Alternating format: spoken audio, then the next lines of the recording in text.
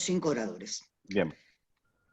Bueno, para quien no feliz, mi nombre es Mabel Cipollini, soy la secretaria de Cultura de la Federación de Comercio e Industria de la Ciudad de Buenos Aires, y en nombre de la Federación, en nombre de mi secretaría y en el propio, les doy la bienvenida a este Foro de Economía Creativa e Industrias Culturales. Les quiero comentar, como recién decía, que hemos tenido 100 inscriptos, pero más allá del número, que sin duda alguna es trascendente, los integrantes o quienes están participando en este foro son arquitectos, artistas, directores de cine, gestores culturales, abogados, gente del diseño, gente del software, y esto nos habla de la trascendencia del tema que hoy nos convoca. En segundo lugar, quiero agradecer puntualmente y muy especialmente a los 5 oradores, a la licenciada Lucrecia Cardoso, al doctor Guillermo Campo, al licenciado Pablo Perelman, a la licenciada que no la veo, pero sé que por allí está, Estela Puente, y por supuesto a mi amigo, el doctor Alex Contreras. Han accedido de manera inmediata y desinteresadamente, y esto nos llena de orgullo. Estamos agradecidos por ello, pero además nos sentimos honrados que sean ustedes los expositores de este primer foro. También agradecer a nuestra moderadora, Nani Arias, integrante de nuestra secretaría, que no es tan buena como yo, así que si los oradores se exceden, aténganse a las consecuencias.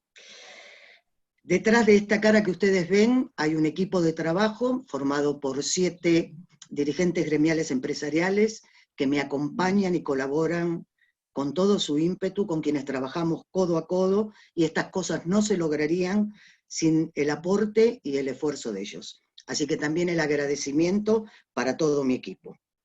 Quiero agradecer a FECOBA, que me permite trabajar con libertad absoluta, que acompaña todo aquello que proponemos y que están siempre dispuestos a abrir las puertas para quienes nosotros creemos deben integrarse a esta cultura FECOBA.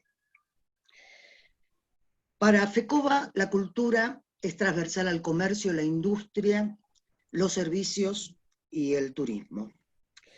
Es por ello que esta industria creativa de la que tanto hablamos, pero que en verdad tan poco sabemos, la entendemos como un recurso productivo a explorar, pero mucho más a explotar. Dentro del Plan Estratégico Comercio, Cultura, Ciudad 2018-2023 de nuestra Secretaría, hemos proyectado trabajar intensamente sobre este tema, pero para ello en verdad no lo podemos hacer solos. Vamos a necesitar de la ayuda, colaboración de todos ustedes.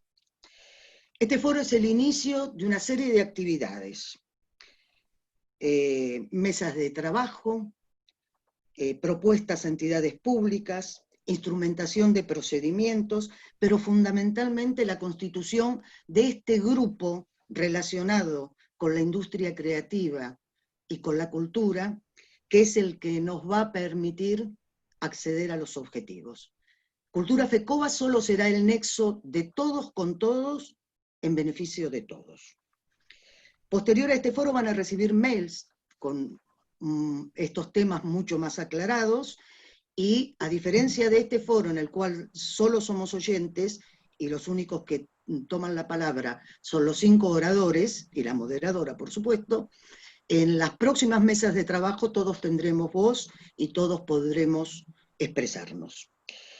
El intercambio de ideas, la suma de voluntades y el trabajo en equipo está sumamente demostrado que es una fórmula de éxito. Y hasta allí es donde vamos. Así que bienvenidos a todos. Formalmente doy inicio al Foro de Economía Creativa e Industrias Culturales. Muchísimas gracias. Nani. Nani, habilita tu micrófono.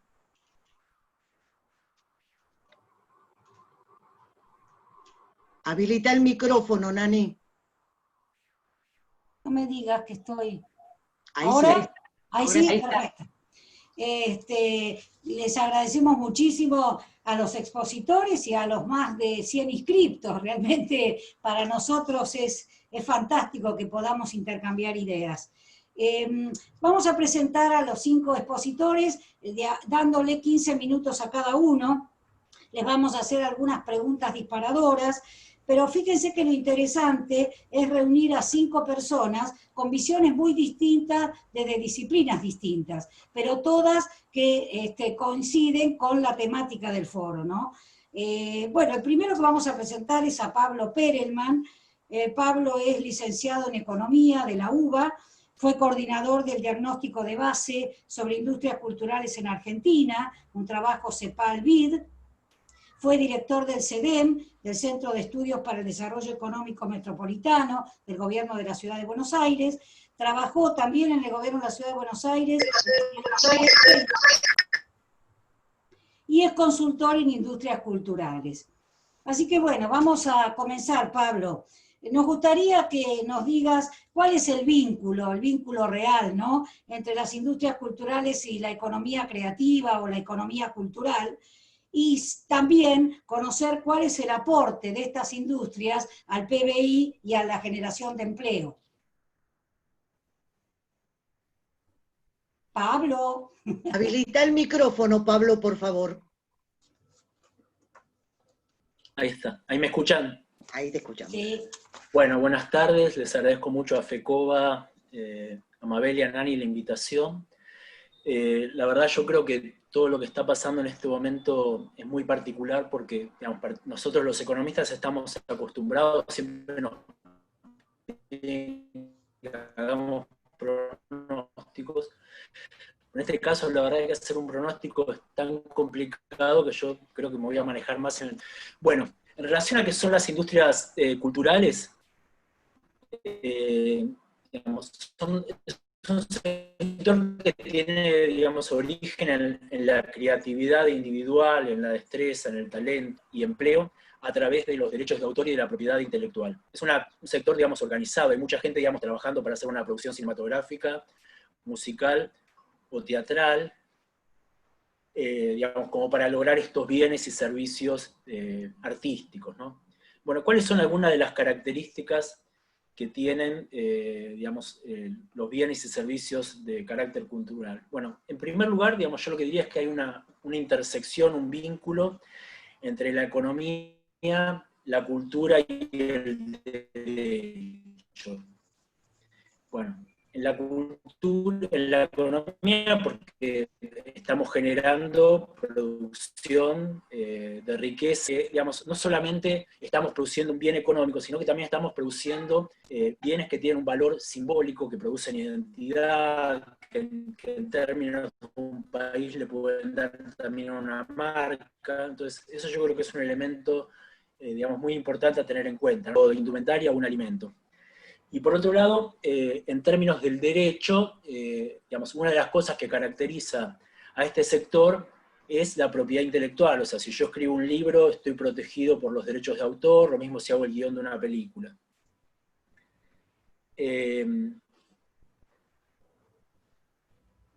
Después, digamos, yo diría que hay como cuatro aspectos más que resaltaría en relación a este sector, ¿no? Uno tiene que ver con la cuestión de las innovaciones tecnológicas, porque si bien, o sea, a fines del siglo XIX ya existía la radio de manera incipiente, pero yo diría que recién a mediados del siglo XX, sobre todo por la irrupción de la televisión, porque se masifica muchísimo la radio, los medios de comunicación, los diarios, lo que se genera es una cultura de masas. Esto ya pasa a tener una trascendencia que excede digamos, la producción de bienes que se hace por separado, y tiene un impacto cultural. Un aspecto que me parece interesante, porque me parece que hace mucho al riesgo de lo que es la producción cultural, es que a diferencia de otros bienes, nosotros cuando hacemos la producción de un bien cultural tenemos una incertidumbre muy grande sobre cómo va a resultar eso, ¿no? Uno puede hacer una película con el director y los actores más prestigiosos y por ahí la película le va mal y pierde un montón de plata, y lo mismo puede pasar con un libro. Entonces, ese es un aspecto muy importante y que se discute mucho en algunos países, digamos, cómo hacer para que fomentar la producción cultural y al mismo tiempo, digamos, evitar que alguien, digamos, se pueda fundir. Otro tema, digamos, muy importante que tiene que ver muchísimo con lo que está pasando ahora, pero también con lo que pasó en los últimos años, es el tema cultural. Es un sector que los economistas llamamos muy elástico. Elástico en el sentido de que cuando los ingresos de la población caen, cuando la economía se deteriora, el sector cultural se deteriora muchísimo más. ¿Por qué? Porque nosotros podemos prescindir de ver una película, leer un libro, o sea, no es lo que queremos, pero lo podemos llegar a hacerlo, pero no podemos prescindir de alimentarnos, de la salud, de la educación. Bueno, lo que está sucediendo ahora, digamos, potencia mucho ese problema, ¿no?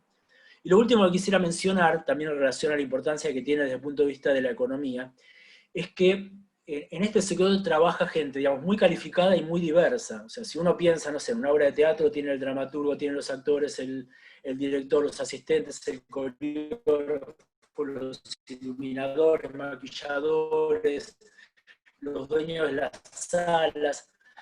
Entonces, bueno, cuando uno piensa, muy, muy importante, ¿no? Con relación al otro que me preguntabas, Nani, bueno, el sector de industrias culturales de nuestro país representa el 2,6% del PBI, a valores del año 2017, el peso del gasto público del sector es el 0,7%, y emplea a más de 300.000 personas. Ahora, estos son valores para el total del país, ¿no? Para la Ciudad de Buenos Aires son, por supuesto, mucho más significativos. Estamos ya hablando ya de una proporción que por ahí va del 6 al 7%. Perfecto. Pablo, otra cosita. ¿Por qué no nos contás cómo afectó en los últimos años, no digo en este año, que es tan especial, la crisis económica y más que nada el cambio en los consumos culturales que tenemos en Argentina? ¿Cómo afectó a estas industrias? Bueno, mirá, por un lado lo que comentaba, ¿no? O sea, la crisis económica se sintió más en este sector, o sea, para por ahí poner algunos ejemplos, el sector del cine de 15%, el sector del libro tuvo una caída enorme, o sea, se redujeron casi a la tercera parte la cantidad de ejemplares, la tirada media, y digamos, creo que el otro tema que mencionás es como muy importante, porque acá, digamos, se junta lo que pasó en los últimos años, que es una caída, que es la repercusión de la crisis económica, pero digo, hay como otros sectores que uno ve como que se van afectando, transformando, que por la cuestión tecnológica, ¿no? Si uno ve, por ejemplo, hace años, el peso de los CDs, de los discos, era todavía el 13% de la recaudación total del sector. Hoy estamos en el 3%, o sea, es una irrelevancia, y si uno ve ese camino, salvo por algunos coleccionistas de vinilo, esto va a la desaparición. Y digamos, en contraste, digamos, la música, digamos, digital, el streaming crece del 6 al 29%, ¿no? Spotify, YouTube Music, Apple, y la música en vivo cae del 81 al 69%. Y esto, por ejemplo, es importante porque, digamos, los músicos básicamente viven de las presentaciones en vivo, ¿no? Los discos ya no representan nada, bueno, de hecho ya no existen prácticamente, y lo que pueden pagarle, no sé, en una plataforma como Spotify, por ahí puede ser un monto importante para los artistas consagrados, pero para los que tocan delante de 40 o 50 personas o 30, no. Y digamos, si uno quiere seguir con los ejemplos, a ver, cuando en los años 80 apareció la televisión por cable y las películas por cable, nosotros teníamos 2.000 cines en esa época en todo el país y pasamos en muy pocos años a tener 700. O sea, la destrucción que hubo de cines por el tema de la irrupción de la televisión en cable fue muy grande. Por supuesto, ahora lo que está pasando ya hace unos años es lo mismo, a partir de Netflix y otras plataformas, ¿no? Pero bueno, yo de todas maneras no quiero tener una visión como crítica, lo mismo que con Internet, con las plataformas que permiten cosas que ahora vamos a ver que pasaron en todo este tiempo, ¿no? No quiero tener una visión negativa de nostálgica del pasado. Creo que todas estas innovaciones abren oportunidades. El tema es cómo hacemos como para proteger a los que de pronto quedan desprotegidos frente a esta irrupción, ¿no? Está bien. Bueno, justamente te pregunté en los últimos años, pero ahora te pregunto concretamente cuáles prevés vos que son los escenarios posibles, ¿no? Que pueden presentarse en la pospandemia, porque tenemos que ya estar pensando en el futuro, ¿no? Claro. Mirá, bueno, ahí ya entramos en el terreno de que se complica un poco la cosa, ¿no? Por ahí comentar un poquito antes qué es lo que está pasando ahora. Ya la OIT definió que las industrias culturales y el turismo son el sector más afectado de todos los sectores en el mundo por la pandemia, ¿no? En términos de destrucción de empleo. En Reino Unido hicieron un estudio muy, muy completo, muy interesante, donde ellos plantean que ellos antes de la pandemia, el sector de industrias culturales venía creciendo a un ritmo 5 veces más veloz que el de la economía en general.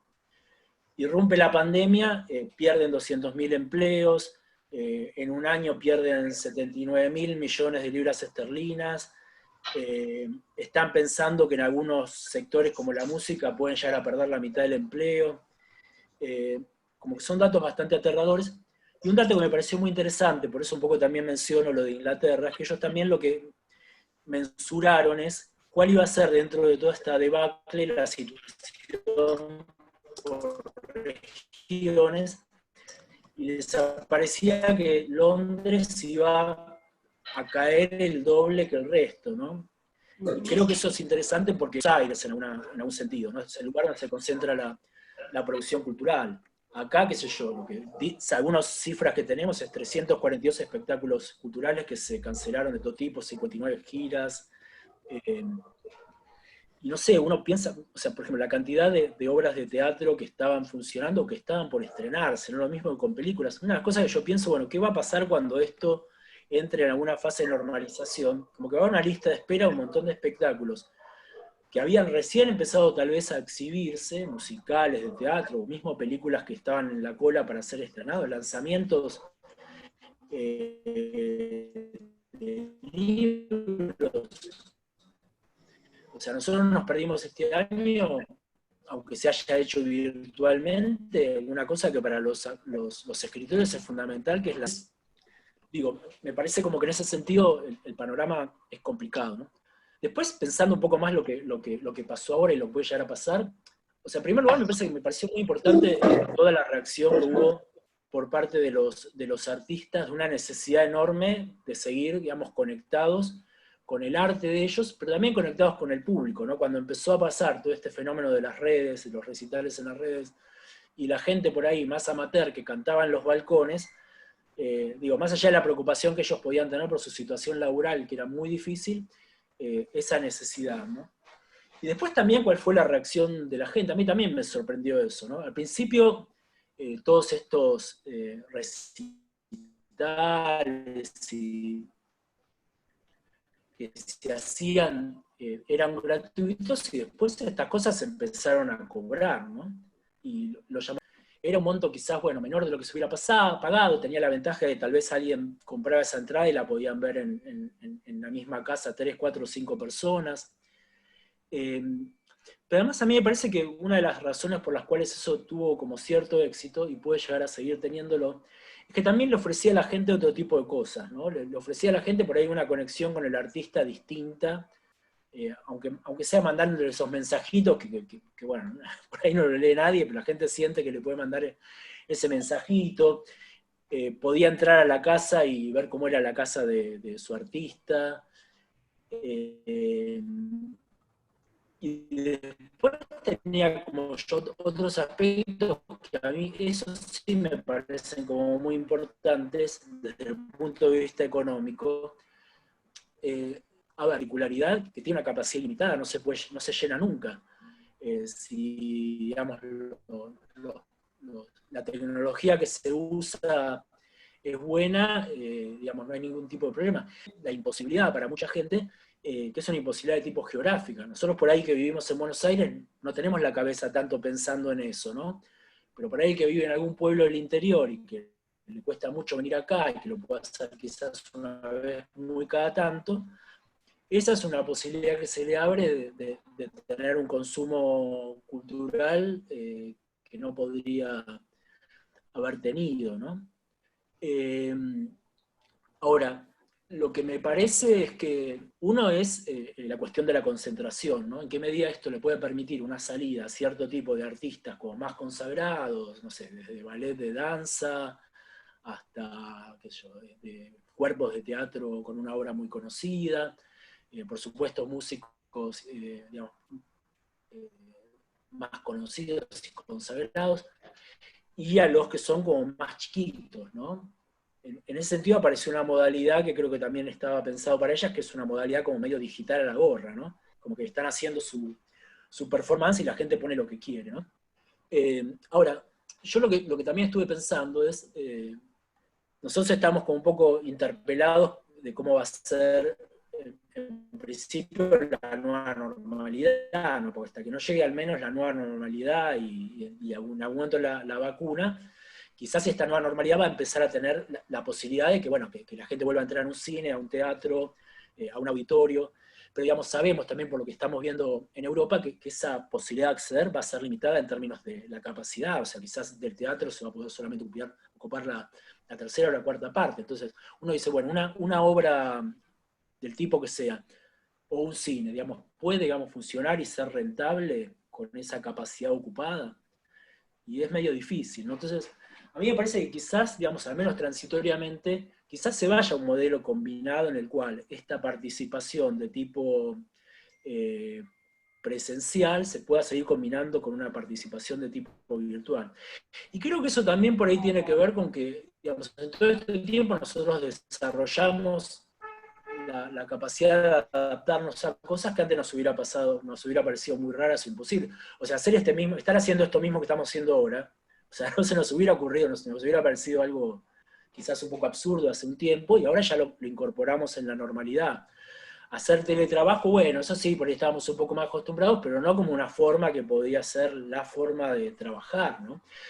Nos empezamos a acostumbrar, que yo, a tomar clases de lo que sea, a seguir un médico, a hacer terapia, a través de estas modalidades. Entonces, creo que así como quizás algo de esto puede persistir, así como por ahí, digamos, todo este debate que surgió ahora cuando empezó a haber menos contaminación, bueno, de qué tipo de modalidad de vida y de uso del transporte tenemos que hacer, qué importancia le vamos a dar a la salud. Me parece como que, bueno, es un momento muy revulsivo, de mucho debate, de muchas preguntas, y yo creo que lo que hay que dejarlas abiertas y seguir haciéndoselas, ¿no?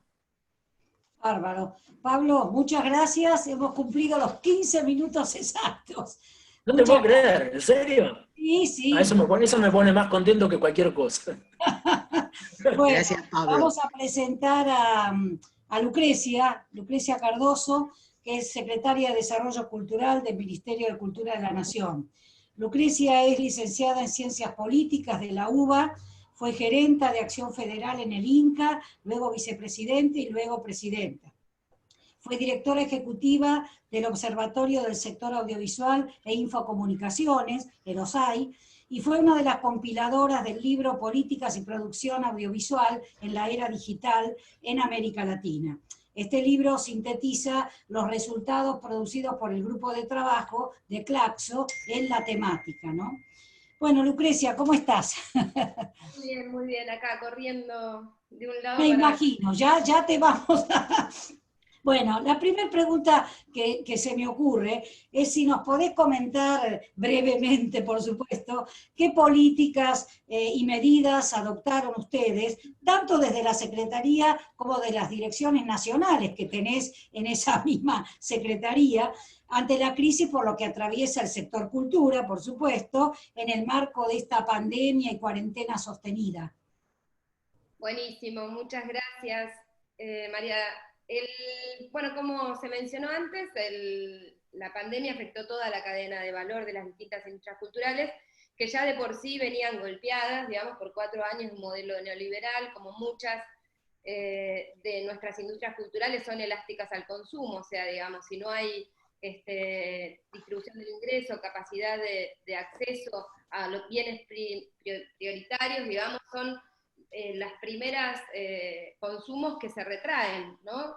No las del ámbito digital, que están teniendo, o se caracterizan de otra manera, muchas veces la suscripción a plataformas de acceso a contenidos audiovisuales o musicales no venían siendo tan elásticas al consumo, y venían siendo el ámbito de expansión y desarrollo. Toda nuestra legislación, que crea fondos específicos para el fomento y el desarrollo de las distintas actividades, están pensadas para el mundo analógico, no para el mundo digital. Por lo tanto, el desafío cuando llegamos en diciembre, entre otros, que era poner en marcha la producción, el trabajo, y también poner a la cultura de pie en ese sentido, tenía que ver también con regular y lograr que el ingreso cultural circule no solamente en los ámbitos tradicionales, el físico o el vivo, sino también el ámbito digital. Ese era un desafío. Tuvimos allá en diciembre las primeras reuniones con todas las cámaras sectoriales, sociedades de gestión de derechos, asociaciones, cámaras de productores, digamos, para tratar de tener un relevamiento de la situación en la que estábamos, que era bastante dramática. Hay indicadores que hablan de la caída entre 2015 y 2017 de las distintas industrias, que ya eran de por sí bastante aterradoras. Empezamos marcando una agenda que tenía que ver con nivelar la cancha en la regulación, la convergencia tributaria, que implicaba el desafío de normalizar, digamos, el ingreso digital, el ingreso cultural en el ámbito digital, de pensar estrategias de desarrollo. Pensamos que las industrias culturales son parte de la solución, digamos, a muchos problemas estructurales de la Argentina, la diversificación de la matriz productiva, al potencial internacionalizador y exportador de nuestras industrias culturales, que sin duda son parte de la solución a la restricción externa, a cuestiones estructurales de la economía argentina. Ese sigue siendo el horizonte con el que estamos trabajando, pero, digamos, apareció la pandemia, con lo que supone, es decir, la detención de la cadena de valor en casi todas las industrias culturales, no en aquellas casi exclusivamente las vinculadas al software, a los videojuegos, que, digamos, demostró hasta un crecimiento. Digamos, el 97% de las empresas que forman parte de ADVA, de la Asociación de Videojuegos, piensan tomar más gente el año que viene, el 80% de su producción tienen un destino de exportación, etc. Pero bueno, tuvimos que, y como dijo Alberto también, esta situación corrió el velo a una realidad económica de muchos sectores, y en el cultural especialmente, que tenían que ver con la precarización del trabajo, con muchas situaciones de vulnerabilidad. Entonces, podría decirte así, a grandes rasgos, que entre las políticas implementadas y las que están en marcha, el Ministerio invirtió más de 1.000 millones de pesos en transferencia a terceros. Eso significa más o menos el 150% de lo que destinó anualmente durante el 2019. Estas políticas fueron segmentadas, digamos. Cada una de nuestras industrias culturales son muy diversas entre sí y también muy segmentadas hacia adentro. O sea, digamos, tenemos sectores con mucha profesionalización y empresarialidad y potencial y experiencia exportadora, otros que en situación de bastante precariedad. Tenemos formas de contratación y relación con el trabajo que son muy particulares. Entonces, un primer ejercicio fue trabajar interministerialmente, digamos. Trabajamos en conjunto con el Ministerio de Producción, el Ministerio de Economía, con la FIP, hasta con el Ministerio de Desarrollo Social, tratando de lograr articular las políticas nacionales de la respuesta a la pandemia o al cuidado frente a esta pandemia, las situaciones de aislamiento, distanciamiento que nos exigía, y hacer llegar estas políticas de emergencia a los sectores culturales. Estamos hablando de los ATP, de los REPRO, de la IFE, digamos, de las asignaciones de emergencia vinculadas al parate de la actividad. Somos una actividad crítica, digamos, junto con el turismo. Esto representa también mucha diferencia, que son las que estamos aplicando ahora, en la ejecución misma de estas políticas nacionales. El ATP terminaba el 30 de junio, pero para la cultura terminaba en octubre. Hoy se extendió hasta diciembre ese plazo.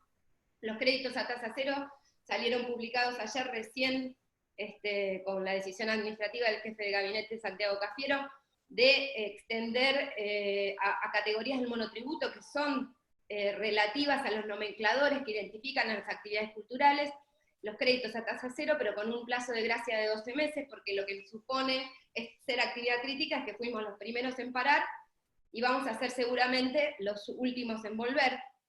Recién ingresé un poquito tarde porque veníamos de unas charlas que estamos realizando con la Agencia de Inversiones y en conjunto con la Cancillería también, que tiene que ver con la internacionalización de nuestras industrias culturales, y Alejo Stivel, que es un gran productor, músico y productor musical en España, contaba de alguna manera una memoria de que viene del futuro, ¿no? Ellos ya retomaron algunas actividades, y estas restricciones que suponen todavía el distanciamiento ponen la gran pregunta sobre el modelo de negocios de nuestras industrias culturales en situaciones todavía de cuidado. Decíamos, este conjunto de programas se fueron construyendo en el tiempo interministerialmente. Por un lado, identificábamos que determinado tipo de trabajo, por ejemplo, eventual en relación de dependencia, como puede ser el de los actores, el de los técnicos de cine y de publicidad, que implica ser un trabajador eventual, pero en relación de dependencia, hacía que de alguna manera la AFIP detectara la situación de este trabajo y no tuvieran acceso al IFE. Entonces se construye lo que se llama la beca Sostener Cultura, que tiene por sentido llegar a aquellos trabajadores y trabajadoras de la cultura, así como creadores y productores que no habían sido beneficiarios de esas ayudas universales que había puesto en marcha el Gobierno Nacional. En lo sectorial y a través del Ministerio y de sus organismos descentralizados se pusieron en marcha distintos tipos de ayudas, digamos, lo que tiene que ver con elencos y del sostenimiento de los teatros a través del INT y el Plan Podestá, con más de 100 millones de pesos, el programa de puntos de cultura para las experiencias más sociales y comunitarias, culturales también pasó a más que duplicar su fondo, con más de 100 millones de pesos, la CONAVIP, como decían recién el compañero que habló antes, la Feria del Libro supone alrededor del 15% de las ventas anuales de nuestras editoriales, que a su vez editan para ese momento, se vio suspendida por la pandemia, entonces la CONAVIP duplicó su fondo para la compra de libros, también en el mismo sentido el Ministerio de Educación, además atendiendo que del sector editorial, aquel que produce libros de texto, con el parate tenía mucho material vendido y facturado, pero no cobrado. Entonces, tuvimos que ir implementando medidas sector por sector, por ejemplo, habilitar la venta virtual de libros, habilitar el tránsito de un pequeño porcentaje de los trabajadores de las editoriales y las librerías para poder hacer la facturación y la distribución de esos ejemplares.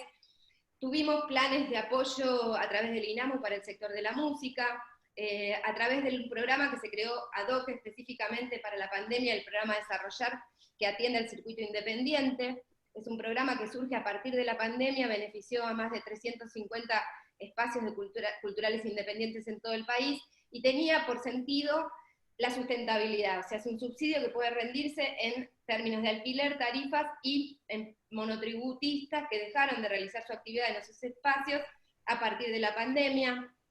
Programas, digamos, bueno, mencionamos puntos de cultura, Cultura en Casa a través del Consejo Federal de Cultura, digamos, más de 360 artistas de todo el país, y hablamos de artistas y no solo de músicos, sino también de artesanos, de experiencias vinculadas al teatro, al editorial también, se pusieron en marcha para generar estos contenidos digitales que además nos pudieran dar la pauta de cómo se vivía esa pandemia más allá del área metropolitana, que es donde suele estar concentrada la comunicación, ¿no?, en nuestro país.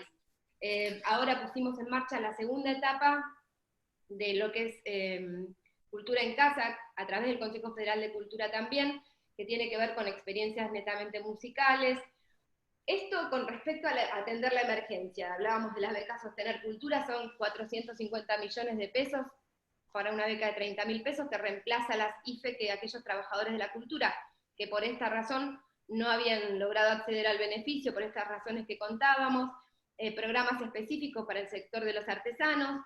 En cuanto a asistencia, y ahora estamos pensando, si quieren podemos compartir un informe tanto del impacto de las distintas industrias culturales a partir del coronavirus y de la pandemia, como las respuestas que se fueron desarrollando desde el Ministerio y en conjunto con otras áreas para dar asistencia, pero ya pensando en la etapa post-COVID. Recordemos que hay, salvo el área metropolitana y la provincia de Chaco, que somos cabeza de pandemia, hay 20 jurisdicciones que tienen distintos niveles de fase de expansión de la enfermedad, por lo tanto están paso a paso retomando las actividades. Para eso estamos trabajando en los protocolos de la vuelta a las distintas actividades, que cada una, por supuesto, tiene una particularidad.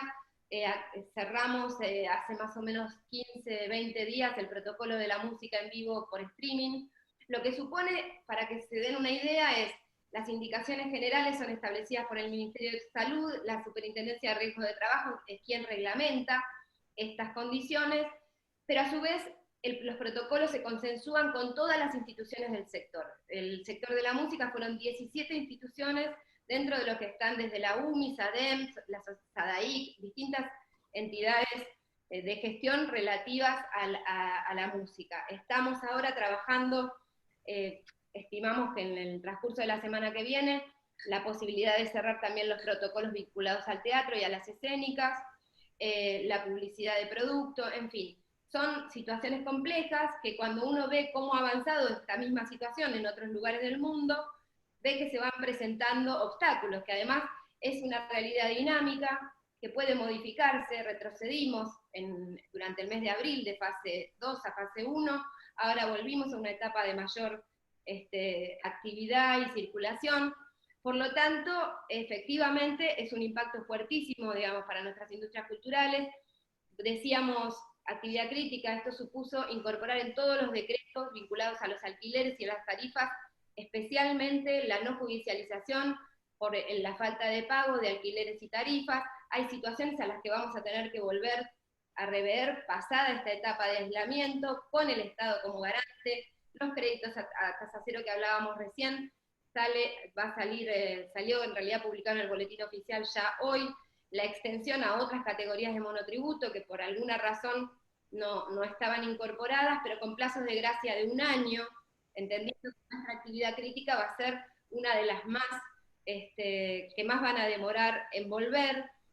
Y finalmente, cada una de estas medidas, si bien tuvieron un proceso, digamos, de selección, tendieron a ser universales. El Fondo de Desarrollar, del 100% de las entidades que lograron presentarse correctamente, recibieron la ayuda.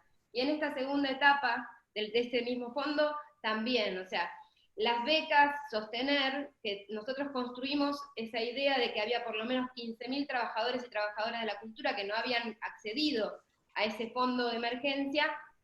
Este número lo fuimos construyendo en conjunto con los sindicatos de cine, de televisión, de actores, de actividades eventuales en relación de dependencia, de las actividades de calle, que por sus características de precariedad, digamos, también estaban en situación ya de emergencia alimentaria. También en esa línea trabajamos con el Ministerio de Desarrollo Social a través de los sindicatos para lograr llegar con asistencia alimentaria a los sectores que estaban en esa emergencia. No sé si ya me pasé de los 15 minutos. Me quedan 2 minutos, así que redondea. Bien, bueno, esta es un poco la visión general. Lo bueno de esta etapa, y yo creo que algo que vamos a poder rescatar pasada la pandemia, es que vamos a haber logrado, primero, caracterizar a los sectores, como no los teníamos caracterizados. O sea, saber cada uno de estos programas supone un registro, una inscripción, una cantidad de información sobre cada uno de estos sectores que nos va a permitir segmentar la política de aquí en más en la pospandemia. Y la segunda es el nivel de organización. Muchos sectores que no estaban organizados comenzaron a organizarse por sus problemáticas comunes para enfrentar la situación de la pandemia, y hoy están verdaderamente construyendo una agenda colectivamente y en conjunto con el Estado. La tercera cuestión positiva es la rapidez de las respuestas hacia adentro del sector público, pero también en la articulación público-privada de los programas de asistencia que logramos poner en marcha. Nada más. Bueno, muchas gracias, Lucrecia. Yo les agradezco además que hablen rápido y que cumplan con el tiempo, ¿no? Muchas gracias. Bueno, vamos a presentar ahora al doctor Guillermo Campo.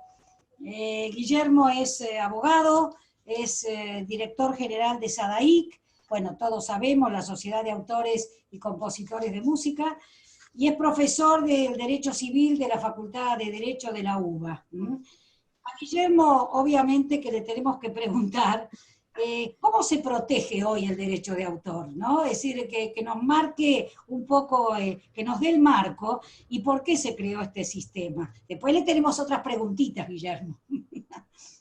Bueno, en realidad, si la protección actual de los derechos de autor, desde el punto de vista de la estructura legal, del ordenamiento legal argentino, sigue siendo la misma ya desde la sanción de la ley 11.723, y de alguna manera la aparición, no la aparición porque ya había ese modelo en el país, pero la consolidación o el comienzo de una consolidación de un proceso de formación de sociedades de gestión colectiva, básicamente en ese entonces Argentores y SADAIC, que fueron haciendo como una especie de camino tendiente a buscar alternativas que protejan a los creadores por el uso de sus obras. Porque, digamos, la ley 11.723 de alguna manera es el marco legal en el que nosotros nos desenvolvemos, pero el ejercicio práctico del derecho de propiedad intelectual en algunos casos requiere de alguna suerte de intervención de terceros que tiendan a consolidarlo. ¿Qué quiero decir con esto?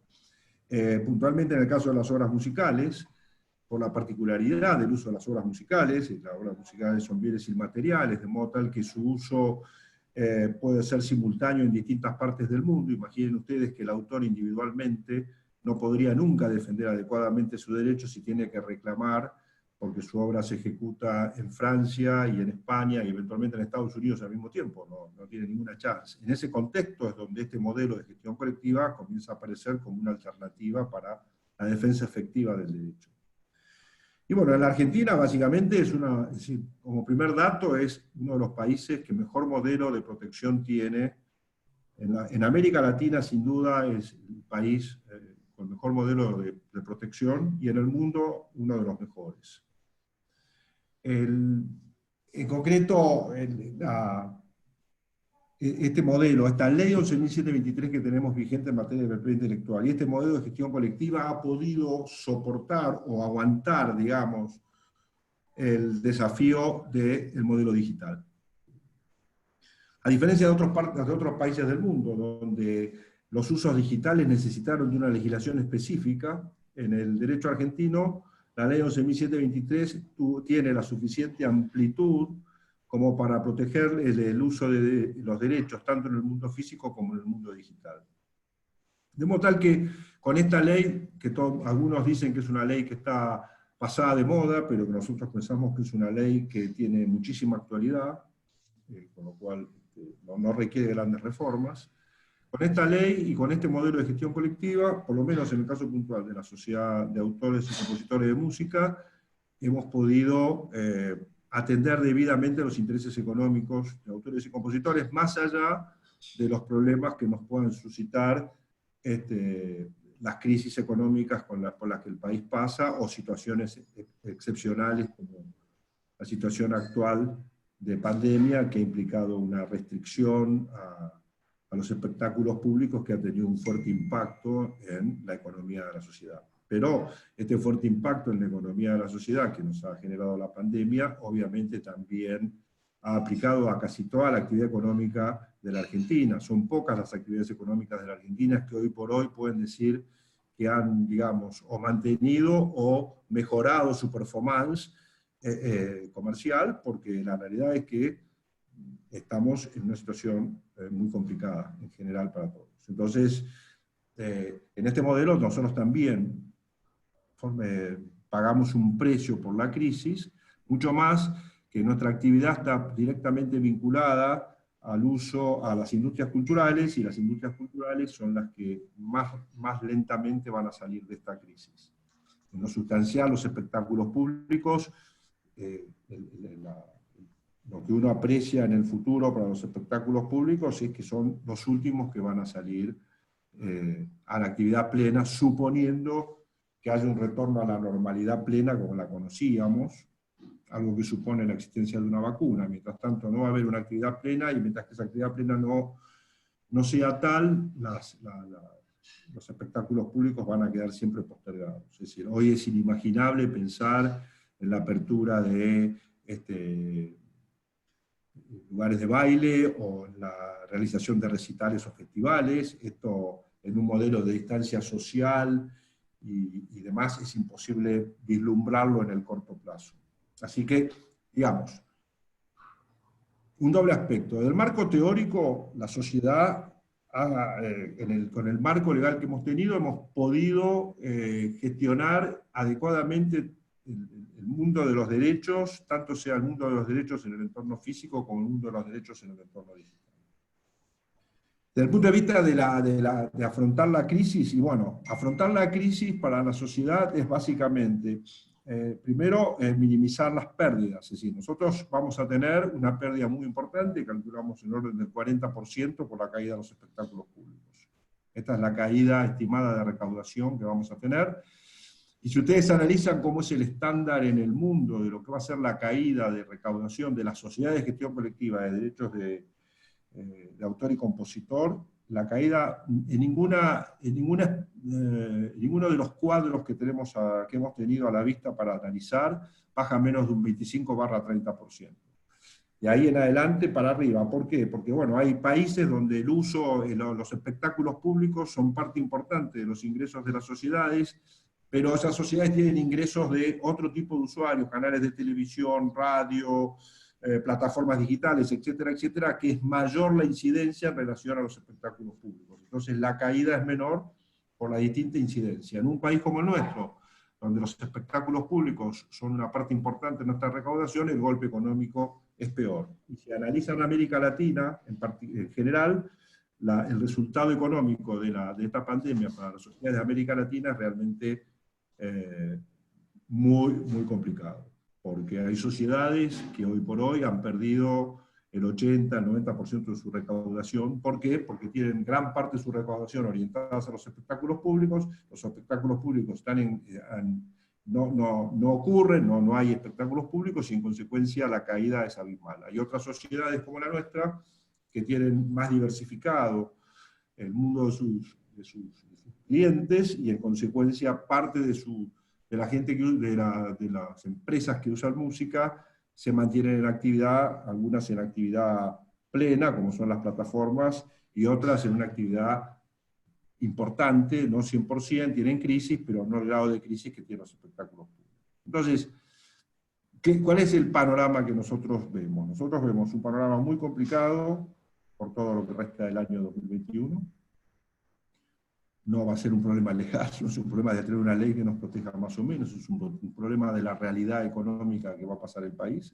Hasta fin de año vemos un panorama muy, muy complicado. Después es especulativo, porque, vuelvo a repetir, las versiones, que va a haber una vacuna, que no va a haber una vacuna, que cuándo va a llegar la vacuna a la Argentina, cuándo va a dejar de llegar, etcétera, etcétera, son totalmente especulativas, no hay en este momento un dato cierto.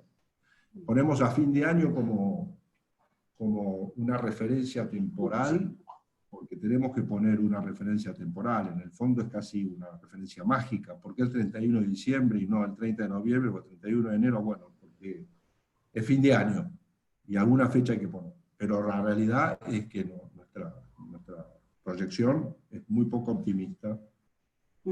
Hasta fin de año sin duda, y aún así, y después también. Bien. Guillermo, en estos 5 minutos que nos quedan, una pregunta que estoy segura que está en la cabeza de varios de los que están asistiendo al foro. ¿Hay un régimen, o cuál es, mejor dicho, el régimen que se aplica con el uso de estas músicas a través de plataformas digitales? Estoy pensando en YouTube, estoy pensando en las transmisiones por streaming, en el uso de esas obras almacenadas en las librerías de música. Es decir, ¿cómo se pagan estos derechos de autor? O si hay excepciones tarifarias, o sea, ¿por qué no nos amplía un poco esto? Bueno, a ver, su pregunta... Son muchas preguntas en una, no es una sola. Porque desde el punto de vista del tratamiento hacia las plataformas digitales tipo Spotify, YouTube, Apple, Amazon en audiovisuales, Netflix, etcétera, etcétera, etcétera, y les puedo dar una infinidad de plataformas.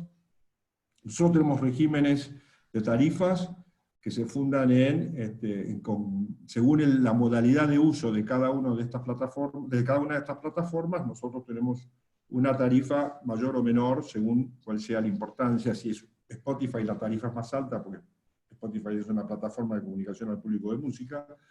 Si es YouTube, la tarifa es un poco más baja, porque YouTube no hace solamente comunicación al público de música, sino que tiene otras actividades, de modo tal que eso también incide en la tarifa. Nosotros, con respecto a ellos, tenemos una licencia que los habilita a comunicar al público música y el pago de un porcentaje de sus ingresos. En el caso de Spotify, ingresos de suscripción, y en el caso de YouTube, básicamente ingresos de publicidad, y sobre eso, esa es la base de cálculo para el pago de los derechos. Ajá. Ahora, ¿qué digo que usted tiene? Pero esta es una relación. La relación compleja y la que ha generado algunos ruidos, porque básicamente ha generado algunos ruidos, es cómo va Sadaic a enfrentar el fenómeno de los recitales en streaming. Claro. De intérpretes en streaming a través de las plataformas como Facebook, o la plataforma como Instagram, o eventualmente YouTube, en algún canal de YouTube, o hipotéticamente a través de otras plataformas, porque por ejemplo Zoom también habilita a este tipo de recitales contra un público, no digo exagerado, muy numeroso, pero un público de 200, 300 personas, perfectamente, dicen que más, pero bueno, vamos a suponer ese número. Y ahí es donde hubo problemas. ¿Por qué hubo problemas? Porque nosotros entendemos que la música en streaming, en vivo, en streaming, por ejemplo, no sé, Los Nocheros hicieron un recital en streaming, Soledad hizo un recital en streaming, y así podemos dar una cantidad de casos. Es lo mismo que una actuación en vivo. La única diferencia es que el modo de comunicar no es a partir del intérprete en el escenario frente al público, porque esto no es posible hoy, por la pura y simple razón de que sus espectáculos públicos no están permitidos, no se pueden llevar a cabo, sino que el intérprete está desde su casa, o eventualmente, como el modelo está previsto en algún momento, desde un escenario habilitado a tal efecto, transmitiendo a través de una plataforma con un público que lo oye. Nosotros aplicamos el siguiente criterio. Si por hipótesis el espectáculo, el streaming tiene ingresos, ya sea, lo estoy explicando en términos globales, ¿no? Pero para que lo tengan nosotros. Si se trata del streaming que tiene ingresos, ya sea por venta de entradas o porque tiene ingresos por sponsors, la tarifa que hemos aplicado en una primera etapa es la tarifa habitual que cobramos en los espectáculos públicos cuando hay recitales. O sea, el 12%. Eso es una tarifa que está convalidada de tiempos inmemoriales. Cuando yo entré a Sadaic, esa tarifa ya era la tarifa, y yo entré en el año 1987. Lo que quiero decir es que tiene años de años. Entendimos eso. Cuando nosotros pretendimos aplicar esa tarifa, hubo una reacción, porque la reacción que hubo de parte de algunos sectores es cómo pretende Sadaic cobrar su derecho cuando estamos en crisis. Sadaic, en realidad, bueno, y vinieron todas las críticas que muchos de los que están acá presentes conocen. La realidad es que la filosofía es: no hay ninguna buena razón para que la crisis comporte que los autores y compositores no cobren. Primero, como dato objetivo, no hay ninguna razón para decir a los autores y compositores: ustedes no van a cobrar y van a subsidiar la crisis. Eso seguro que no, porque todos los que entran en este negocio del streaming, cuando lo hacen con un aspecto, con una variable comercial, están buscando un resultado económico. Y ese resultado económico implica el uso de obras musicales que están tuteladas por Sadaic. Entonces tenemos derecho a cobrar. Esto para nosotros es un dato objetivo. Lo que hemos hecho también es, en función, y reconozco que en función de las reacciones que hubo, y para que no quedara esto como que Sadaic es insensible totalmente al tema de la crisis, hemos hecho una reducción de nuestra tarifa de un 25% durante el tiempo que dure la crisis, que no sabemos muy bien cuánto va a ser ese tiempo. Y este es el modelo general de negocios que tenemos en este tema. Por eso digo, son dos cosas diferentes. Es decir, una cosa es qué le cobramos a la plataforma, y dos, qué le cobramos a los intérpretes o a los productores que, utilizando las plataformas, hacen un recital al público con cobro de entradas o con intervención de sponsors. Esto es en lo global. Y hago una aclaración porque el modelo de música a la gorra que planteó el primer orador, de alguna manera nosotros lo hemos contemplado en nuestro tarifario. ¿Por qué? Porque el músico a la gorra que sale por Instagram o sale por Facebook no tiene que pagar. ¿Por qué no tiene que pagar? Porque está saliendo por una plataforma que en la práctica tiene una licencia para comunicar música al público en forma gratuita, y el músico a la gorra no le está poniendo un precio, porque la realidad es que a la gorra es a la buena voluntad de quienes ingresan. Con lo cual hemos tenido allí un criterio más amplio, de alguna manera, de decir, bueno, dejemos que este proceso de músicos a la gorra tenga un cierto marco de desarrollo, porque bueno, el músico a la gorra es una persona que es lo mismo que el músico a la gorra en el subterráneo, y nosotros no, en el sentido no estamos yendo detrás del músico en el subterráneo para decirle que Muchas gracias, Guillermo, porque lo ha aclarado todo, y además en el tiempo preciso. Los expositores están muy bien cumpliendo los tiempos. Gracias. Bueno, vamos a presentar ahora a Alex Contreras. Alex es abogado, estamos llenos de abogados, pocos arquitectos para tantos abogados. Es emprendedor e inversor en productos de la innovación, es presidente de Argenova, la Cámara de la Innovación, y es titular del grupo Founders, incubadora y aceleradora de proyectos. ¿Dónde estás, Alex? Que no te veo. Ahí te veo. Bueno, a ver, Alex, te largo así 2, 3 temas disparadores, vos después ocupás tus minutos. Ya venimos hablando que la pandemia evidentemente aceleró toda esta aparición de nuevas plataformas, ¿no? Ahora, yo supongo que a los emprendedores, a los creativos, a los innovadores, les ha afectado y mucho enfrentar el mercado esencialmente dominados por estas grandes corporaciones, ¿no? Como nombraba Guillermo, como Netflix, Google, Facebook, Amazon. ¿Cómo esto influyó? Porque además decididamente tiene que haber influido en los cambios o hábitos culturales. Esa sería una primera tema que me gustaría que desarrolles. Y otro que me encantaría que también nos amplíes es si este concepto de ecosistema creativo o ecosistema de la innovación, ¿no? Por lo menos cómo funciona en la Argentina. Si después tenemos tiempo, te pido otra cosa. Bueno, muchas gracias a todos. Espero mantener el muy buen nivel de expositores que se viene dando hasta ahora. Nosotros, bueno, vamos a aportar un aspecto distinto. Celebro mucho este encuentro con esta diversidad de actores y de actores, ¿no? en la sociedad. Tiene que ver con lo segundo que ahora voy a ampliar. En cuanto a lo primero, y en relación a la pandemia y a la aceleración de la historia, hoy se habla de un fenómeno de aceleración de la historia que ha producido esta pandemia, y que tiene otros correlatos en la historia. Cuando lo escuché por primera vez de gente de afuera, apenas comenzó, nosotros trabajamos mucho en lo que se llama alta tecnología o innovación con incorporación de tecnología en todas las industrias. Tenemos proyectos desde, yo soy de la Patagonia, tenemos proyectos desde dulces, de Cipolletti y Río Negro, hasta algoritmos de inteligencia artificial, para drones, y siempre la innovación es una posibilidad y es una decisión. Y escuché cuando comenzó la pandemia que se iba a producir un salto de una generación, y me pareció una exageración.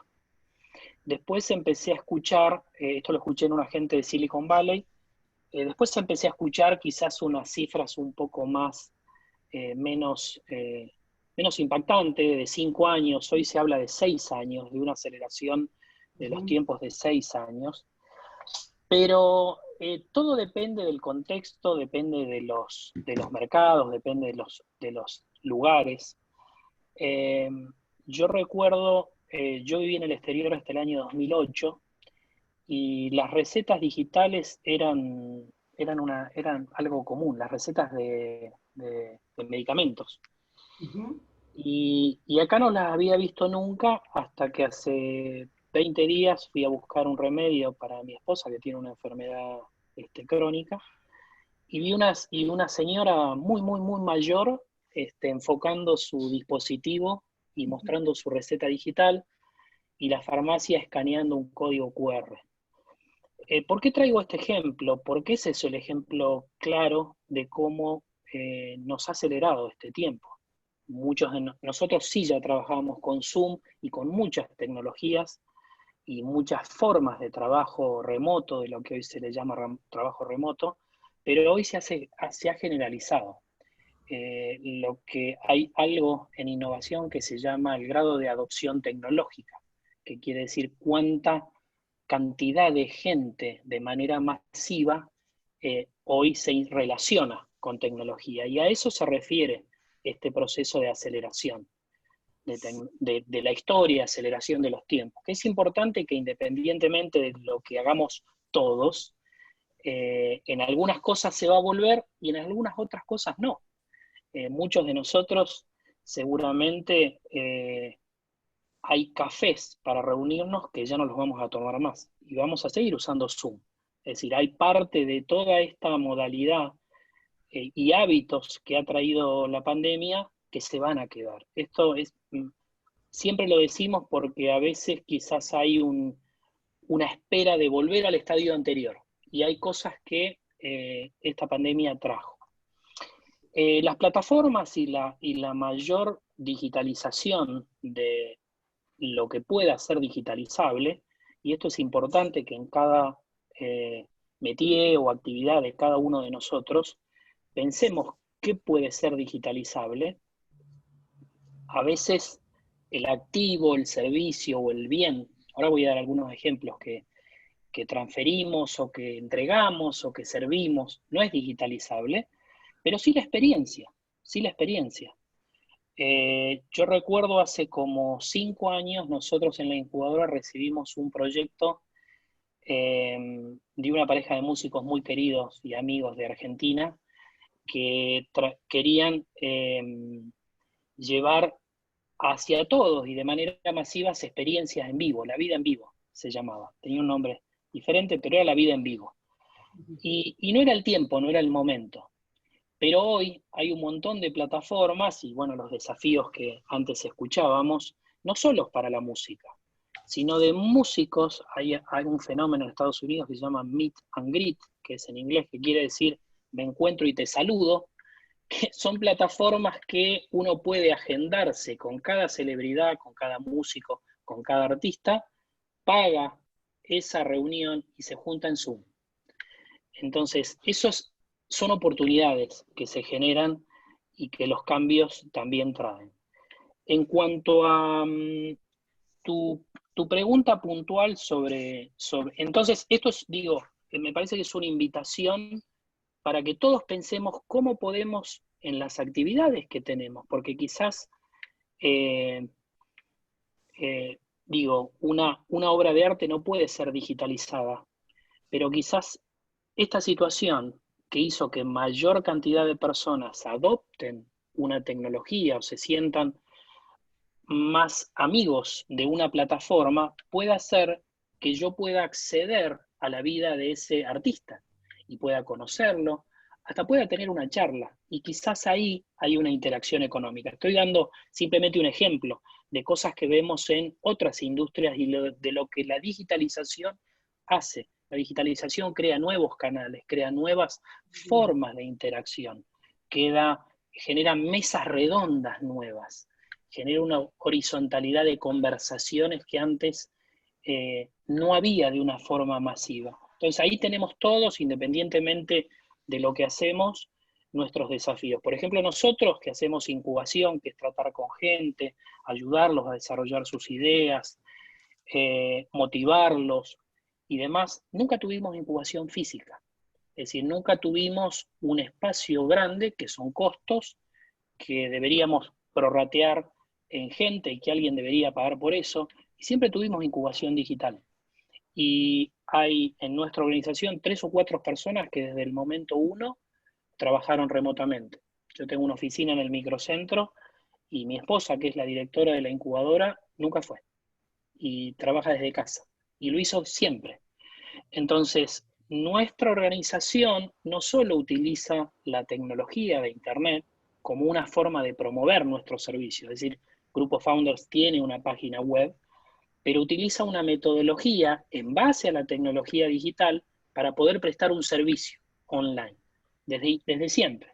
Entonces desarrollamos una metodología para conversar con nuestros emprendedores, para seguirlos, para utilizar todas las herramientas en línea, es decir, y tuvimos nosotros que pensarnos en cómo hacer que nuestro servicio pueda transitar a través de los canales de las plataformas. Yo creo que para los emprendedores como nosotros no son un desafío las grandes organizaciones como las que mencionaste. En muchas situaciones actúan como evangelizadores, es decir, hoy, por citar otro caso, Mercado Pago, Mercado Libre han hecho un trabajo de evangelización de algunos productos. Viene algo muy importante que se necesita en materia financiera, que es la inclusión financiera. Y para eso se necesitan nuevas herramientas. Pero el primer incumbente, como se le llama en la tecnología, es decir, la primera megacorporación hizo un trabajo de evangelización.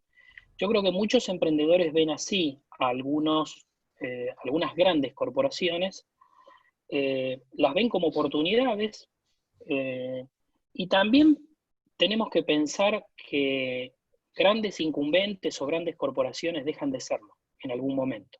Por ejemplo, Facebook tenía Messenger y había adquirido Skype, pero la plataforma que hoy domina la mayoría de las conversaciones y que se está transformando a ser una red social es Zoom. Es decir, no fue el gigante, no fue el grande. Y yo creo que muchos emprendedores y pymes pensamos así en Argentina y creo que tenemos que ver la oportunidad de utilizar estas tendencias, de utilizar el trabajo hecho por otros, de ver cómo podemos ser proveedores de servicios, cómo podemos integrarnos con algunas cadenas de producción. Y en muchos emprendedores, bueno, Argentina tiene empresas de tecnología muy grandes que se denominan unicornios, que son empresas que valen muchos miles de dólares, pero hay muchos emprendedores que en realidad no aspiran a ser grandes empresas o mega empresas, aspiran a dar trabajo. Nosotros apoyamos a muchas empresas de ese tipo o a reconversiones de empresas tradicionales. Hay un modelo en el que nosotros trabajamos que se llama Startup Pyme, que es justamente eso, cómo llevar innovación al trabajo tradicional, a la pyme, a empresas, creo que mencionaron hace tiempo, de quien está en el interior de nuestro país, donde tenemos realidades muy distintas. Entonces, yo creo que estas oportunidades que nos ha dado la historia, que son desafiantes, que provocan dolores, que nos provocan circunstancias difíciles, también traen algunas tendencias, nos obligan a dar un paso adelante y creo que tenemos que aprovechar, de estas situaciones. No te olvides de que nos gustaría, te quedan 5 minutos. Bueno, ecosistema. Ahí bueno, está. Yo me acordaba cuando nosotros trabajamos sistémicamente siempre. Yo he tenido la oportunidad de vivir en Estados Unidos, hacer negocios en Israel y he visto ecosistemas que uno considera como maduros y, por ejemplo, ninguno de los dos que mencioné existe sin un Estado fuerte, existe sin un Estado que direccione las políticas. Silicon Valley no existe sin el ecosistema militar y aeroespacial de Estados Unidos, lo mismo Israel, lo mismo Corea del Sur. Entonces, cuando yo entendí esas cosas, yo siempre había estado del lado privado, tengo 30 años de abogado y de emprendedor, pero abogado estructurador de negocios. Me acerqué al Estado Nacional y en el año 2013 hicimos el primer cofondo con el Ministerio de Ciencia y Tecnología. Y hemos trabajado muchísimo desde ahí en adelante con el Ministerio de Producción. Yo celebro estos encuentros donde los privados podemos conversar, debemos conversar con el sector público. Un ecosistema es una suma de actores. Un ecosistema es un territorio, son nutrientes, es posibilidad de tener alimento. Estoy hablando en términos ecológicos, pero después cada uno de nosotros tenemos que llevarlo a nuestro territorio. La primera vez que yo lo escuché, hace como 15 años, me fui a la biología, me fui a la ecología. ¿Qué es en materia de emprendedorismo? Los nutrientes son la inspiración, las charlas, los roles, los modelos, pero después se necesita un territorio, se necesita actores de gobierno, se necesitan las universidades, las unidades de vinculación tecnológica. Yo tengo un club de emprendedores con la UTN, con la Universidad Tecnológica Nacional. Hemos trabajado en planes territoriales con estados, con gobiernos. Muchas de esas acciones no tuvieron para mí o para nuestra organización un fin de lucro en sí mismo, pero eran necesarias para establecer una infraestructura de conexiones, de aprendizaje y de conocimiento que hoy nos permiten, luego de muchos años, cuando yo recibo una idea, nosotros decimos la tiro contra el ecosistema, la valido. Esto es algo que al emprendedor le cuesta muchísimo. El emprendedor, si trabaja solo, puede ocurrir en algo muy común que nosotros llamamos la solución que después busca un problema. Es decir, se crea un problema, la solución que busca un problema. Esto ocurre mucho en Argentina. Hay mucho emprendedor que crea, genera cosas, genera actividades, pero no tienen un correlato en el mercado. Un ecosistema es la suma de actores, un ecosistema es la política, las finanzas, obviamente el gobierno, los asesores y los actores privados y las empresas trabajando de manera común, dialogando y articulando. Yo la escuchaba recién a Lucrecia Cardoso, que exponía la cantidad de soluciones desde el gobierno. Si un emprendedor o la empresa o una asociación, una cámara, está cerca de los problemas. Yo me acuerdo hace muchos años, en una charla de FECOBA, donde a veces uno escucha, ¿no? En una industria los dolores de la pyme, de los dolores de la pyme argentina. Y nosotros desde el mundo emprendedor tenemos una percepción más amigable del dolor, porque sabemos que donde hay un dolor o donde hay un problema o una necesidad hay una oportunidad. Y eso lo da un ecosistema. El ecosistema lo que hace es romper el pensamiento direccional. Yo como abogado, especializado en contratos o en transacciones, tengo paradigmas de pensamiento, tengo sesgos de pensamiento y tengo limitaciones. Y eso lo podemos transportar a mí como empresario, como líder de una pyme, como líder de una organización. Pensamos como adentro de un túnel. Podemos mejorar, podemos optimizar, podemos dar adelantos, pero la disrupción y la innovación se genera cuando hay pensamiento interdireccional. Hay una imagen que me gustaría dejarles, que es una familia y un ecosistema que he leído mucho y que hace unos años ha salido un libro que se llama El efecto Medici, que trata de la vida de los Medicis y del ecosistema que formaron uniendo las artes, la innovación, la filosofía, la política y los negocios para generar un momento de esplendor en nuestra historia que duró desde el siglo XIV hasta el siglo XVII. Entonces creo que el desafío que tenemos es justamente esto, la construcción de un ecosistema cultural fuerte, acorde a estos tiempos, a las necesidades y a los problemas que estuvieron marcando los demás expositores. creando espacios de diálogos que nos permitan entre todos generar estos saltos interdireccionales o transversales, como decía Mabel al inicio, ¿no? Tenemos que empezar a aprender a actuar transversalmente, porque en esos espacios de transversalidad es donde se genera la innovación, la creación. Bueno, Nosotros la verdad, Guillermo, ya estamos terminando tus 15 minutos, has redondeado muy bien, muchísimas gracias. Y fíjate que vos dijiste, entre otras cosas, que se necesita la universidad, ¿no es cierto? ¿Cuán cierto es este tema, donde en la universidad hay formación de un capital humano y se produce el conocimiento, ¿no? Por eso hemos invitado a Estela Puente. Estela Puente es socióloga, es directora de la especialización de Industrias Culturales en la Convergencia Digital de la Universidad 3 de Febrero, fue secretaria de Industrias Culturales del Gobierno de la Ciudad de Buenos Aires, ahí coincidimos hace algunos años con Estela, y directora nacional de Políticas Culturales y Cooperación Internacional. Estela, muchas gracias por haber aceptado exponer hoy. Y bueno, te largo 2 o 3 temas que seguramente sortearás perfectamente bien.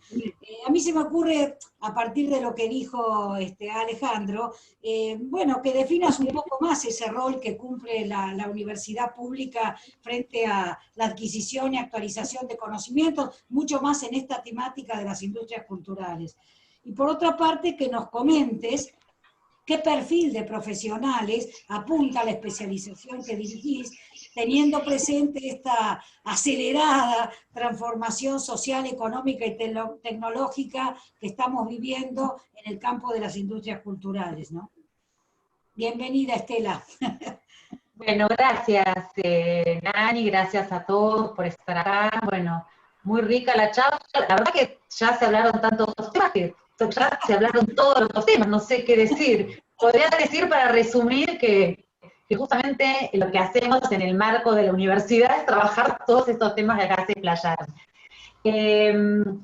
No, me parece que, un poco vinculado a lo que se vino hablando, trabajar en la caracterización de este momento vinculado a la convergencia digital es fundamental para entender cómo van funcionando estos sectores. En ese sentido recién me rebotaba una palabra que usó Alex, ¿no? Creo que decía Alex, que hablaba de aceleración, ¿no? Y uno piensa, bueno, en el marco de la pandemia, cuántas cosas se aceleraron, o la convergencia que acelera, ¿no? Es como que el marco de la convergencia de la tecnología da parecería que da un aura de aceleración, ¿no? Y como un final.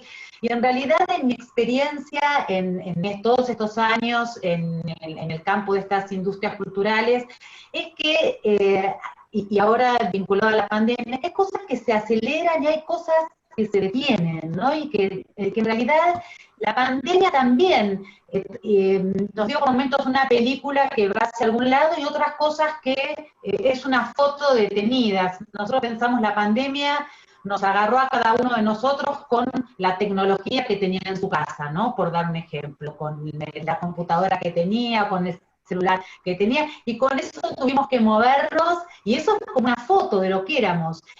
También puso en esa situación a muchos sectores de las industrias culturales, ¿no? Con crisis que ya tenía, no es lo mismo una editorial que haya digitalizado su catálogo al momento de la pandemia que aquella que no la digitalizó, como ejemplo, digo, ¿no?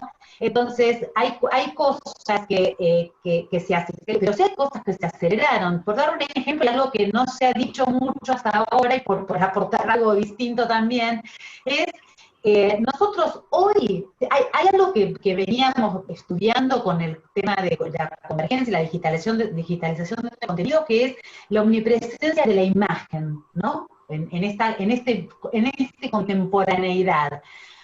Hoy más que nunca, y esto sí lo aceleró la pandemia, somos imagen.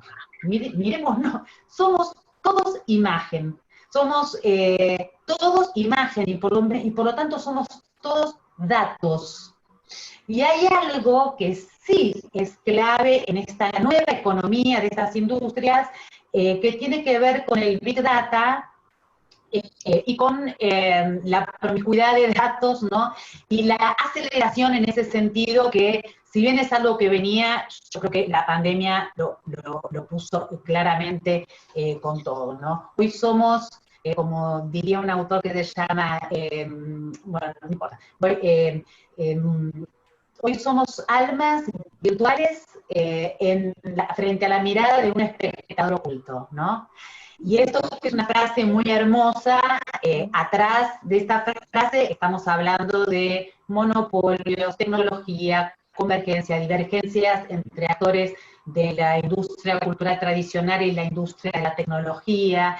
Entonces, esa frase lo que nos dice es que las industrias culturales son un terreno de disputa, son un terreno de actores grandes y actores chicos. De alguna manera esto se estuvo hablando acá de distintas maneras. Hay chicos, hay grandes, hay distintos poderes en ese marco, y la universidad, creo que en este sentido lo que aporta fundamentalmente es una mirada crítica frente a esto, es tener elementos para poder desarrollarnos como emprendedores, como actores del campo privado, pero también darnos elementos para pensar políticas vinculadas al sector, un sector que es muy importante desde el punto de vista de la economía, como desde la construcción de conocimiento y en el campo simbólico. Ese me parece que es un rol fundamental que tiene la universidad en general en esto, y pensemos también, ¿no? Alex, también me quedo con Alex, que es el último que hablo, pero también pienso todo lo que planteó Lucrecia, ¿no? De la importancia de las políticas de Estado. Y nosotros pensemos que estamos frente a un sector que se lo visualiza como sector productivo desde hace muy poco tiempo.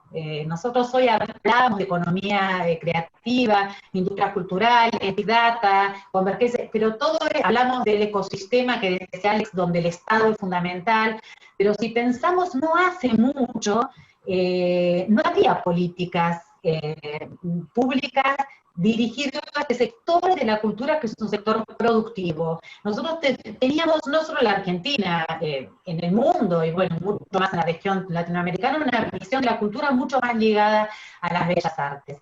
Cuando yo empecé a trabajar, cuando armamos el proyecto de posgrado, que ahora es una especialización muy vinculado a todo al contexto de la convergencia, porque me parece que es clave para entender el sector. Yo estaba muy, muy influenciada por mi experiencia de venir, de trabajar en la política pública, en el campo de las industrias culturales.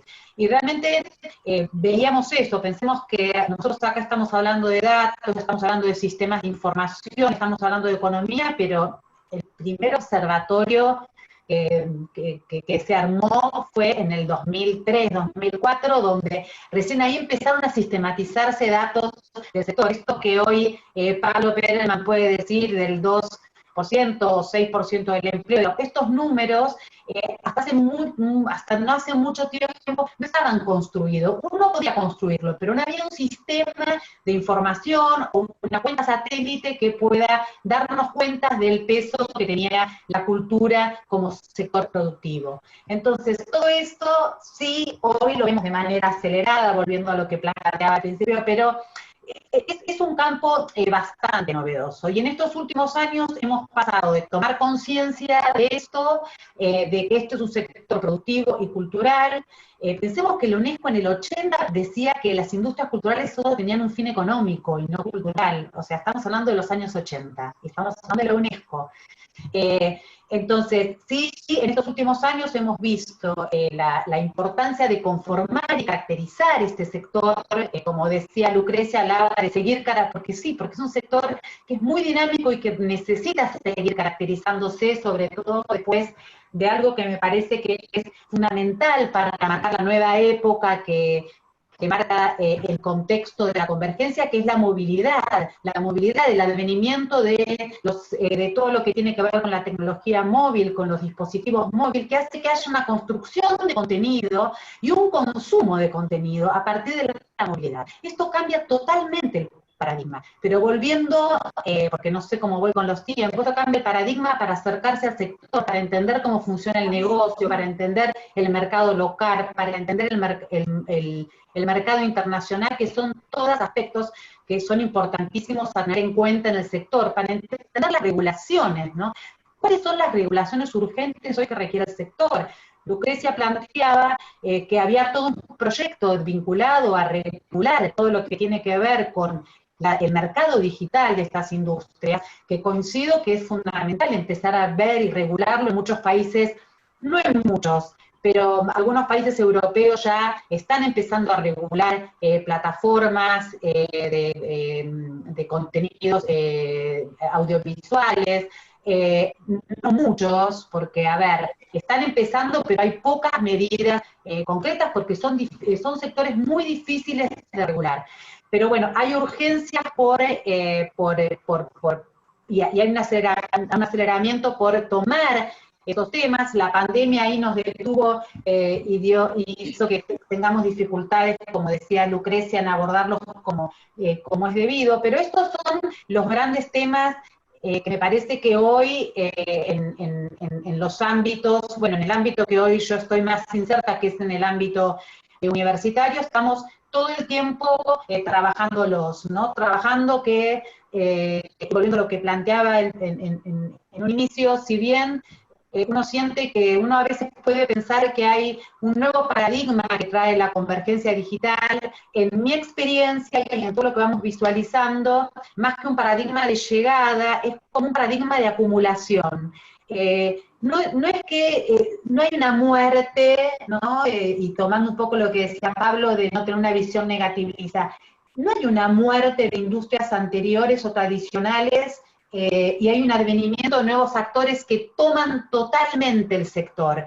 Si hay una puja entre actores, hoy podríamos decir entre los tecnológicos y las industrias de conocimiento, pero de industrias tradicionales de contenido. Pero sí hay acuerdos al mismo tiempo y hay nuevos mediadores, hay hibridizaciones, es otra de las grandes características o una de los aspectos que caracteriza mucho esta época, que es la hibridación de los sectores, ¿no? Los sectores que antes eran muy claramente diferenciados, antes decíamos cine, televisión, hoy tenemos Netflix, que no sabemos definir, es una OTT, que no sabemos si es cine, si es televisión, si es computación. Entonces, todo esto es necesario repensarlo, verlo, porque no hay nada que esté totalmente definido. De hecho, y por volver, y cierro con esto porque me parece que ya me estoy pasando con el tiempo, pero por tomar uno de los sectores que en algún momento se planteó, si uno piensa el cine, ¿no? ¿Qué es lo que definía el cine como objeto visual y como objeto económico? Uno dice la sala, ¿no es cierto? La sala no es solo importante desde el punto de vista del lenguaje cinematográfico. La sala es importantísima porque es su principal ventana de explotación. Cuando aparece las OTT, cuando aparece Netflix, el cine atraviesa una de las tantas crisis, ya tuvo la previa, como comentó Pablo al principio, con la televisión, aparece como que, bueno, ¿qué va a pasar con el cine? ¿Desaparecerá el cine? Bueno, sí, está en crisis el cine, claramente, pero ahí hay una puja y, por ejemplo, antes de la pandemia lo que veíamos era que hay muchas, en el mercado chino, ¿no? Por ejemplo, en Estados Unidos había un crecimiento de la taquilla. En China, de 6.000 pantallas el año pasado, habían pasado de 9.000 a 60.000 crecimiento de nuevas pantallas. En la Argentina mismo, bueno, producto de una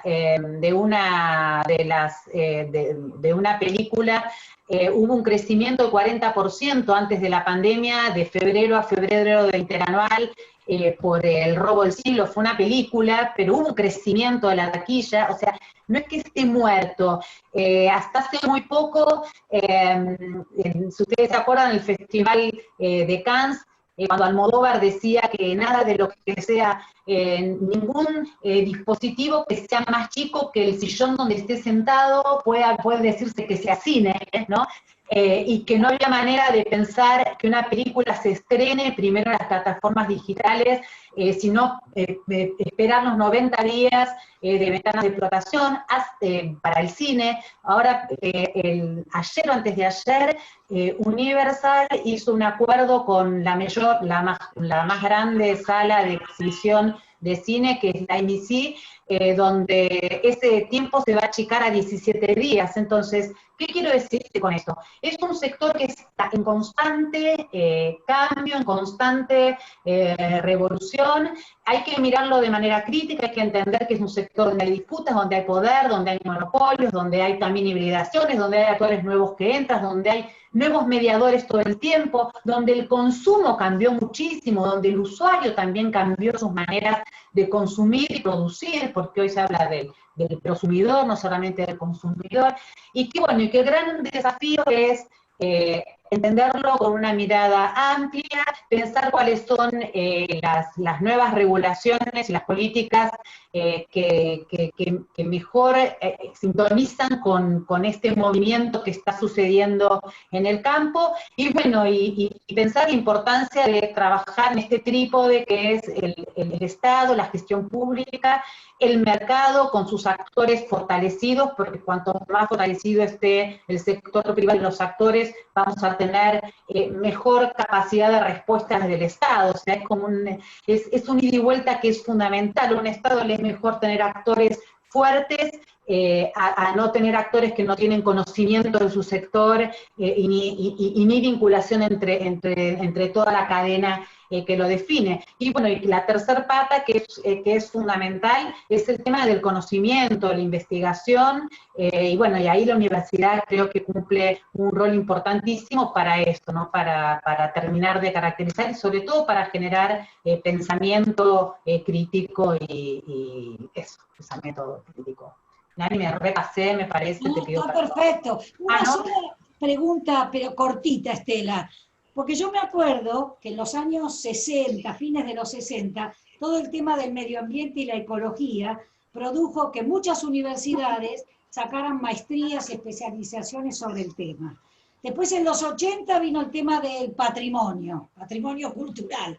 Entonces tuvimos cantidad de maestrías, doctorados, especializaciones en ese tema. Después vino la gestión cultural, que yo creo que irrumpió también hacia fines de los 90. Tiendo a pensar que este tema de las industrias culturales en este contexto digital, como el que vos dirigís, va a tener que surgir muchas más carreras cortas, ¿no? ¿Qué pensás de eso? No sé a qué te referís, no sé por qué lo de carreras cortas. ¿Carreras cortas o no? Yo la duración no, pero digo estos temas que se anclan y se instalan y que rápidamente la universidad empieza a responder, ¿no? Con distintos formatos académicos, ¿no? Sí. Bueno, sí, algo pasó con gestión cultural, que también era un área que no tenía ningún tipo de profesionalización.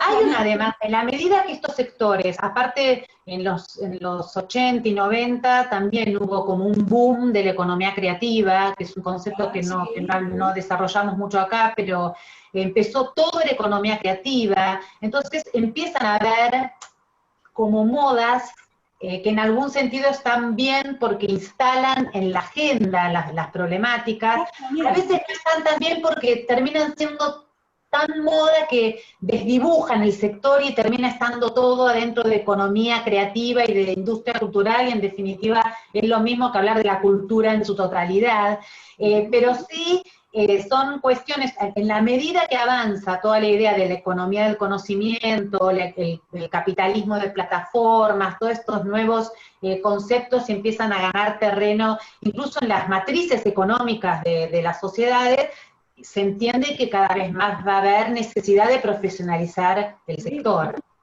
Tal cual. Bueno, señora, muchas gracias. Gracias. No, gracias a ustedes. Antes de pasarle la palabra a Mabel Cipollini, primero les quisiera brindar un aplauso a los expositores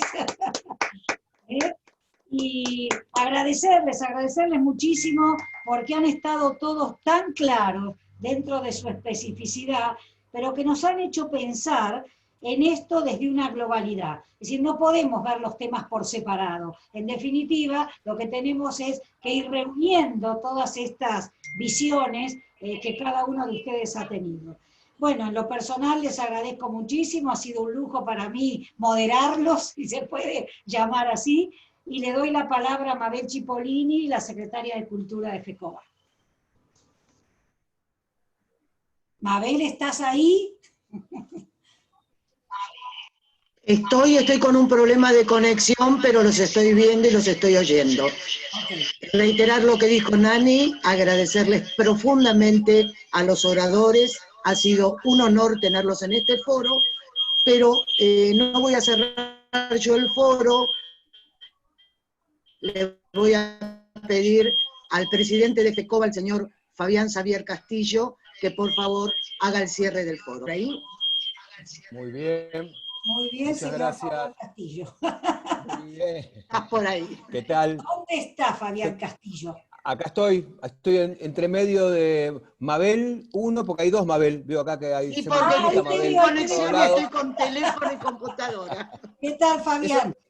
¿Qué tal? ¿Cómo andas? ¿Todos bien? ¿Qué tal, Dani? La verdad que un gusto estar acá entre todos y todas acá, que la verdad que un espacio muy importante. Yo siempre, del primer día le dije tanto a Mabel como a Nani y bueno, a todo el equipo de la Secretaría de Cultura de FECOBA, que para FECOBA la cultura es transversal, ¿no? La cultura es la cultura del trabajo, es la cultura de nuestras vidas, es la de saber de dónde venimos, por qué estamos y sobre todo a dónde vamos. Por eso la verdad que hacer un cierre me significa hacer también algo que vengo haciendo muchas veces, ¿no? De hacer también y abrir, ¿no? Esta es la llave de FECOBA. Y para muchos que capaz que conocen FECOBA, pero no saben que FECOBA siempre se multiplica y que necesitamos que cada uno de ustedes reciba esta llave. Reciba esta llave porque FECOBA está creciendo, FECOBA es necesaria para un momento como el que estamos viviendo todos los argentinos y toda la humanidad, porque el 2020 es un cambio de era. Nada va a ser igual, nada es igual, y hemos transitado en estos años de nuestras vidas situaciones difíciles, complicadas, pero nunca algo como esto. Y nosotros, los que somos pymes, que somos más del 97% de la producción nacional, más del 80% del empleo, somos innovadores. Entonces, hace un rato hablábamos, venimos de varias reuniones hoy, son todos estos días muy intensos, y hablábamos de las industrias creativas, ¿no? De eso de ser nosotros creadores de nuestro propio destino. Ser creadores de las necesidades como dirigentes de los que nosotros representamos y también a los que nos representamos, que es a la sociedad en sí.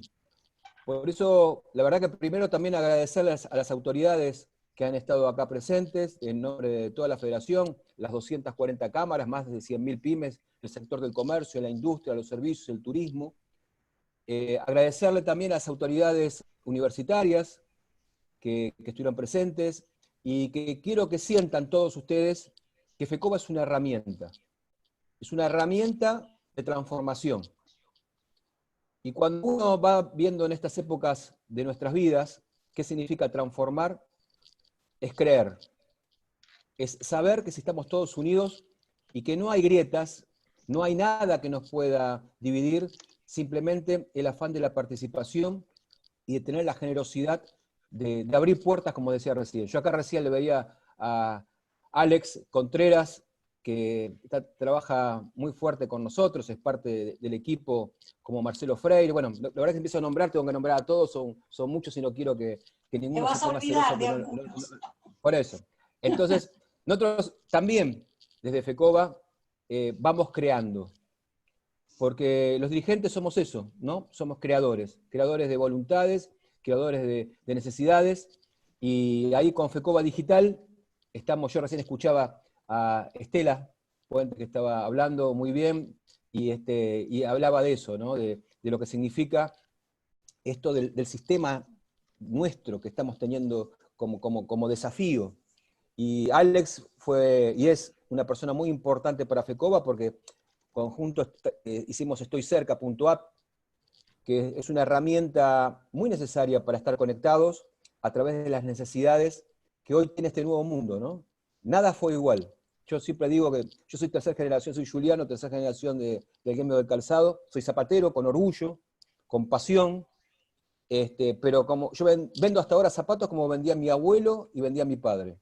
Y yo creo que voy a ser el último en esta escalera de seguir vendiendo igual. Yo creo que ahora los que vengan después de nosotros van a tener otra característica especial, ¿no? Van a ser transformadores de necesidades.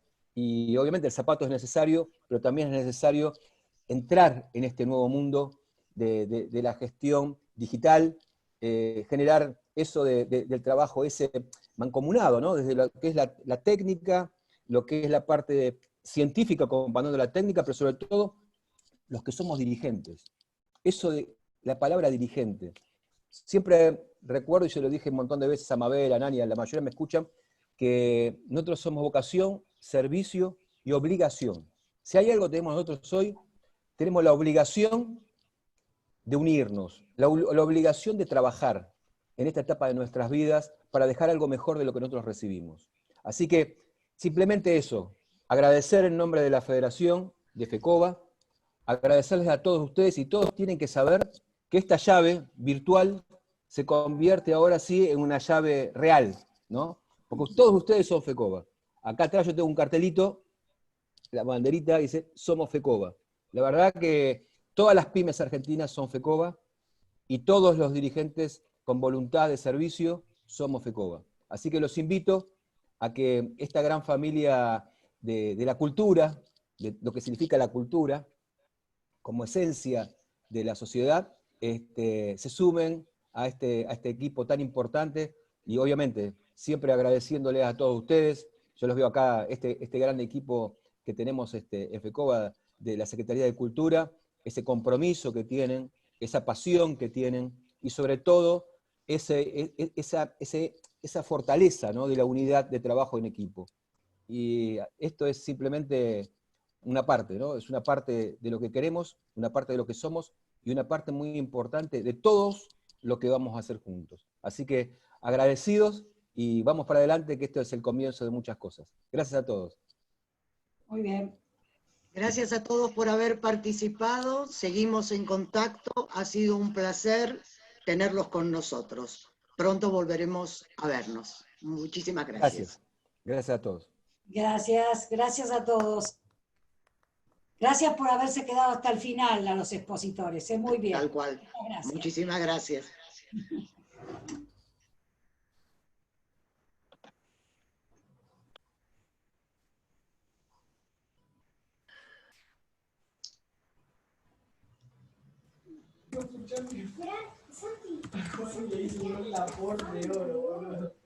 Tengo micrófono abierto. Adiós.